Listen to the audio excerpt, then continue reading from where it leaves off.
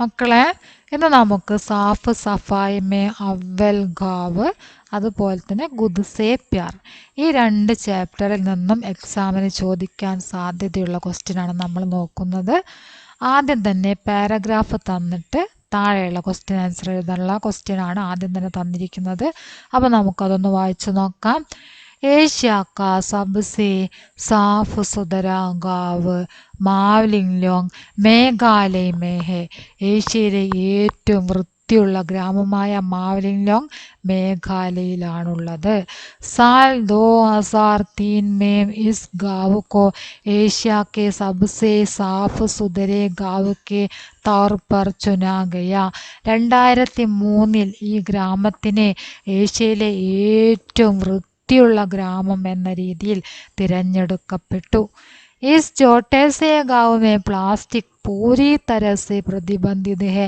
ഈ ചെറിയ ഗ്രാമത്തിൽ പ്ലാസ്റ്റിക് പൂർണ്ണമായും നിരോധിച്ചിട്ടുണ്ടായിരുന്നു.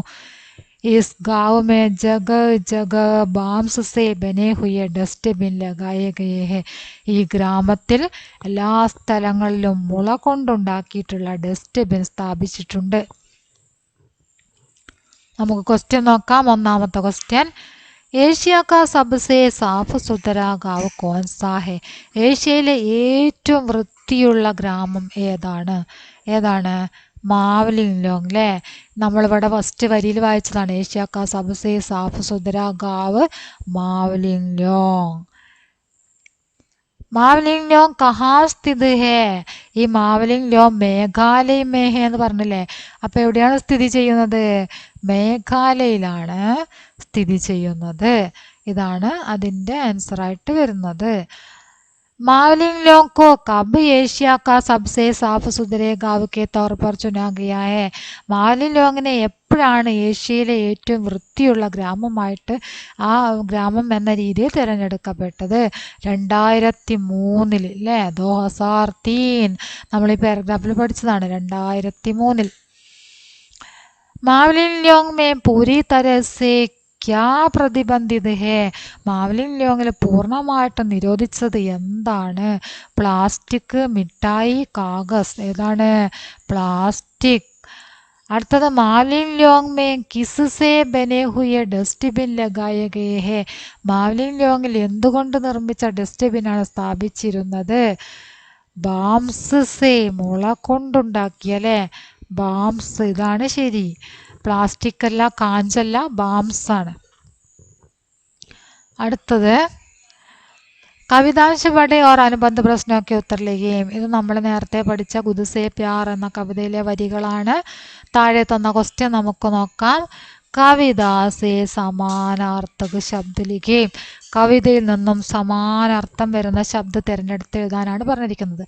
സൂര്യ എന്നതിൻ്റെ കവിതയിൽ വരുന്നതാണ് നമ്മൾ എഴുതേണ്ടത്. കവിതയിൽ സൂര്യ എന്നുള്ള എന്താണ്? സൂരജ്. ഓക്കെ. ഇനി അടുത്തത് സംസാർ. സംസാർ എന്നതിന് ഇവിടെ അർത്ഥം, സംസാർ പറഞ്ഞാൽ ലോകം. ലോകം എന്നർത്ഥം വരുന്നത് ഈ വരികളിൽ ഏതാണ്? സൂരജ് അപ്നി ആഗ് സേ ഇത്തനാ പ്യാർ കരേ കി വഹ് ദേ സകേ ആഗ് ദുനിയാ കോ ഭി. സംസാർ എന്നത് ദുനിയ. സംസാർ ഏതാണ്?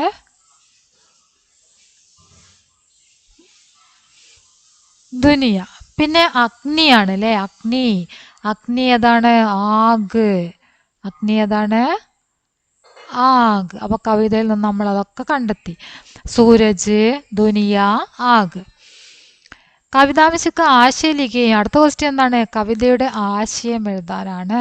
നമ്മളിതിനു മുമ്പ് നോക്കിയ ക്വസ്റ്റ്യനിൽ ഉണ്ടായിരുന്നു കവിതയുടെ ആശയം എഴുതാൻ. നിങ്ങൾ ഗുദ്സേ പ്യാർ എന്ന കവിതയുടെ ആശയം എഴുതിയിട്ടുണ്ടായിരിക്കും. അത് തന്നെ പഠിക്കുക. ഓക്കെ. ഇനി എഴുതാത്തതായിട്ട് ആരെങ്കിലും ഉണ്ടെങ്കിൽ നമ്മൾ ഹിന്ദി വിന്നറിൽ ക്ലാസ് നിങ്ങൾക്ക് കിട്ടും. അത് അവൈലബിൾ ആണ്. നിങ്ങൾ എന്ത് ചെയ്യുക? പ്ലേ ലിസ്റ്റിൽ നിന്നും എടുത്തിട്ട് പഠിക്കാം. ഓക്കെ. साफ सफाई हमारा जिम्मेदारी है.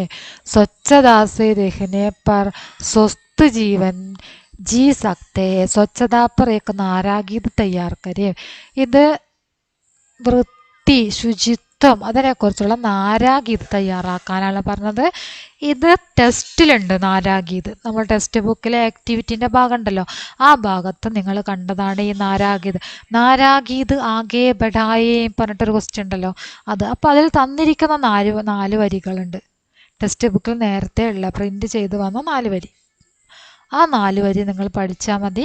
ഇതുപോലെ നാരാഗീതം എഴുതാൻ വരുമ്പോൾ അത് എഴുതി കൊടുക്കുക. ഓക്കെ, അപ്പോൾ അത്രയാണ് നമ്മളെ ക്ലാസ് ഉള്ളത്. എല്ലാവരും ക്ലാസ് കാണുക, നിങ്ങളുടെ അഭിപ്രായങ്ങൾ തീർച്ചയായിട്ടും അറിയിക്കുക. ഓക്കെ.